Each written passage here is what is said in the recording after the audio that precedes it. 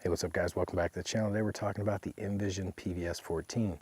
Before we get started though, I want to send a shout out to Foxhole Armament, their sponsor in this video. They're located up in Harlan, Iowa, and they've got everything to cover your MVG and thermal hunting needs. I'll post a link down in the description so you can check them out. Great group of guys, great knowledge. If I don't answer something in this video and you want to call them just for some questions, they will be glad to help you with anything you need, even if you're not buying nothing from them. So make sure you check them out. Link will be in the description. So I never really planned on doing a video on a PVS-14. This is something that's been out for 20 years. A ton of people make them now. But there's a couple reasons I want to do this. One, there's no Nvision PVS-14 videos out there that I've seen. Two, some of these bigger channels put out some videos on night vision that I really don't care for. One, they're trying to boast a sponsor, or they're trying to make money off of links they have for affiliate codes and things like that. Now, Foxhole is sponsoring this video, but I'm going to also tell you other places that you can look to, because there's a lot of reputable companies out there, and some of them that are reputable, good companies, I don't think are the best place to buy them from just because of lack of information from the people selling them. So I don't like bashing channels, but I was watching a Nothing Fancy video on a PVS-13 he bought from Optics Planet. I've bought a lot of stuff from Optics Planet, but you're not getting all the greatest information when you buy from a big box store like that. You need to call some of these places like TMVC, which is probably the best out there right now when it comes to knowledge. Look up their YouTube channel. They've got a lot of good videos out there to help you make a decision on what you're buying. Or you can call TMVC, Foxhole Armament, some of these other places. Just make sure you do your research before you dive into buying something that's a big investment like this. So the Nvision PVS-14, there's not a lot different about it than the other PVS-14s out there. Most PVS-14 housings are identical. There's some slight differences, and they've changed through the years. So when I first started using them at work about 13, 14 years ago, the battery compartment was different. It used to take two AA batteries. It had a little lid on it where you pressed in on both sides and pulled out, and it was kept in place by an O-ring seal. Those tended to break all the time. They were heavier, and eventually they went to this single AA. Now the single AA unit still gives you 45 to 50 hours of battery life. So you're getting great battery life, less weight, more of a compact package. The next thing is the tubes that are inside. Now this is the big concern when buying night vision. There's only two American-made companies that make tubes. There's L3 Harris and there's Elbit Systems. And then you've got unfilmed, thin filmed, green phosphor, white phosphor. There's a lot of things to choose to decide what you want. There's also the Photonis tubes and other things that aren't made in the country, but L3 and Elbit are going to be the two that you're probably going to look at here. Now, another thing to look at when buying a PVS-14 is what color do you want? Do you want green or white? White becoming so popular, the military's finally switching over to white phosphorus across the board. White is a lot more expensive than green now. So if you're looking to get into night vision, you may want to try out green. There's nothing wrong with green. I used it for years. I like white better, but at the difference of maybe $1,000 per unit, it may be more cost beneficial for you to check out green.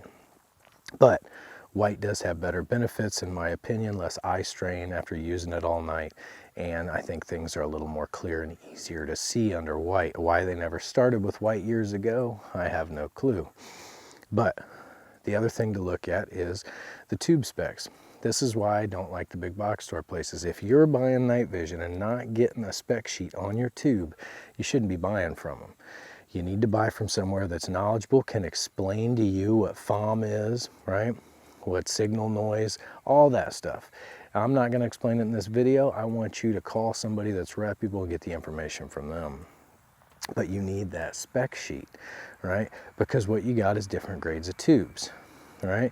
And then you've also got blemishes. Now this has one tiny blemish in zone 2.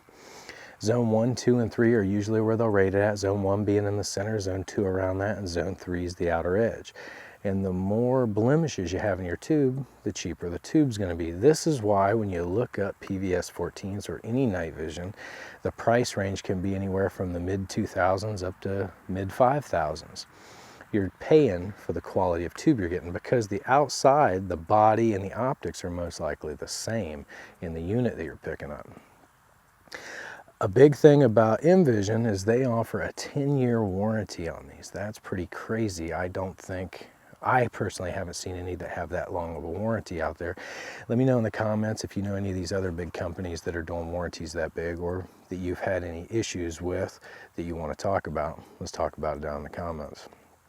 So, talking about some features with the PVS-14. On the back, you have an adjustable eyepiece. Now, this is for your eye, your prescription, basically. So once you set that for you, you don't have to set it anymore. On the back, you've also got the switch that you rotate on to turn it on. You can pull out and rotate one more time, and you have an IR illuminator that's built into the front. Now, the IR illuminator is not what you'd think, it's not going to replace a rifle mounted IR illuminator or anything like that. For close quarters, if you're inside a room or a confined area, it might give you enough extra light if there's no ambient light to help your night vision. Moving up, you've got a hole on the side where your mount goes. Now, you can use this as a handheld binocular, right? Or you can weapon mount it, or you can helmet mount it. I don't prefer weapons mounting them, and here's why. One, it's not rated past 5.56. Two, it's going to shorten the life of your tube if you shoot on it a lot.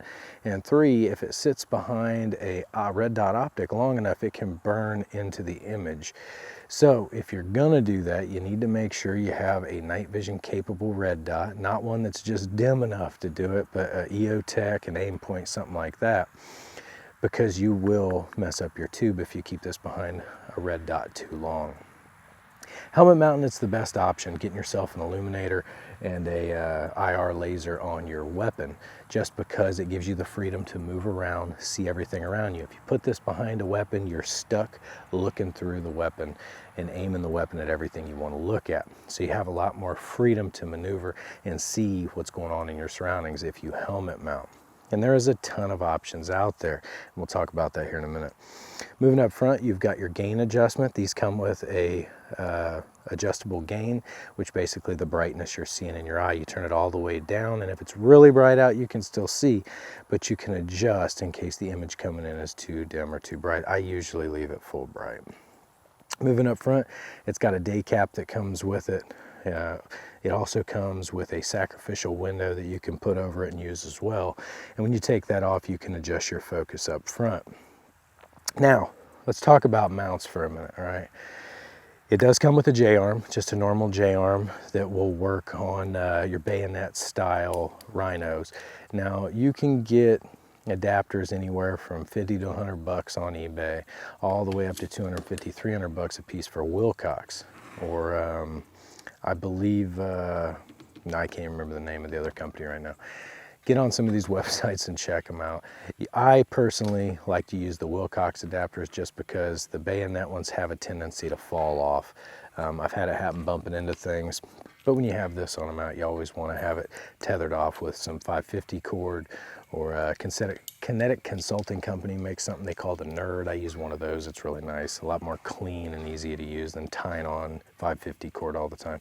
But you want to make sure this is tied down. You don't want to take a chance it falls off your mount, hits the ground.